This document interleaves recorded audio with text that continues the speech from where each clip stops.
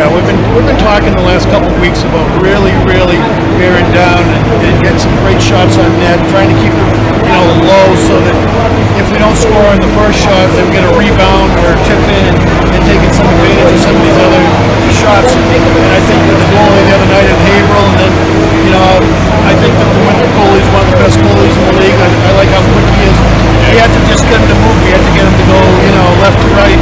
Kind of like on Braden's first goal. Danny throws the puck on net, he grabs it off his pads, puts it right in there. Exactly. I mean, those are in the second period, some of the goals were just real good shots. But again, they were shots low. They were shots that were getting the goalie to move his feet a little bit. And when you're using the speed and you're shooting, the goalie can't set up. So a lot of good things happen. I thought you utilized the stretch pass very well tonight too. I mean, I can think of 2 instances where PJ Roy sprung Andrew for such goals. I thought PJ played a great game, really. I thought they did. They did a real good job. We're talking about transition, and I think one of the things that we were talking about is with our speed, and sometimes with only the 4 defensemen, if we get a transition right around the face-off circle, for the off wing to bust. And Timmy did it a couple times. Got a breakaway. Braden almost did once. And then Andrew did twice too. He gets a good opportunity. So the problem is we're moving into it good, but if it doesn't happen right away, we're not getting back as quickly as we needed to. We had a couple transitions that brought some odd man chances. Oh, just dangerous. You ran one off the post here early. We made, if that had gone in, we had a couple turnovers where we shouldn't.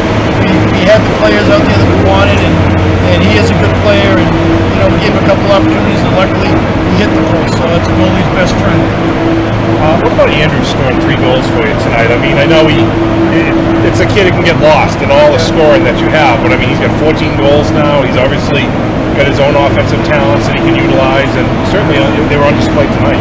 Andrew, when we look at all the forwards, you can't teach size, and that's one thing that Andrew has, and we keep telling him that when his legs get stronger and he uses his size to his advantage, with the reach and with his momentum and leverage and so forth, and he can be a force out there. When he moves his feet, he causes havoc. He's about 6'1". 6'2", 6'1". Okay. Yeah, he's a tall guy that his legs just need to get a little bit stronger for his body, but the size is, you can't teach the size. And I thought he had a great game. I mean, that's the capability that he has. He just doesn't. He's got to find some confidence in himself, all the time. Now, I know you hear it's difficult to beat a team 3 times in one season. Flip that around. You play a team for the 3rd time. You already know what some of their tendencies are and things that they like to do and all. And were you able to use some of that to your advantage tonight? I think so too, and I think Dale didn't really trap us because he knows that we do a good job. We spend a lot of time trying to break it down, and I think that we can break it down quite easily.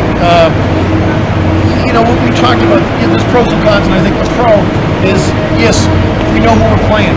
So I think the guys are a little bit more comfortable because they know who they're playing against, and they know that they have to bring their A game, and they know that Dale's going to get them, ready. So I think for us against Winthrop, it's a positive thing, knowing, who we are.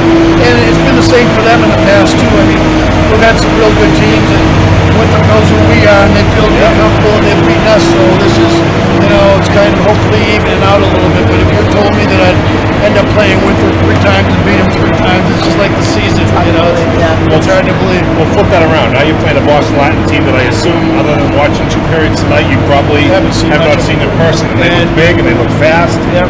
They're obviously talented. They play a good schedule. How do you get your guys geared up to play that game? Well, I think now it's quite easy. You get the first game under your belt. You play a like opponent that we had tonight in Winthrop, and now we're 2 games away.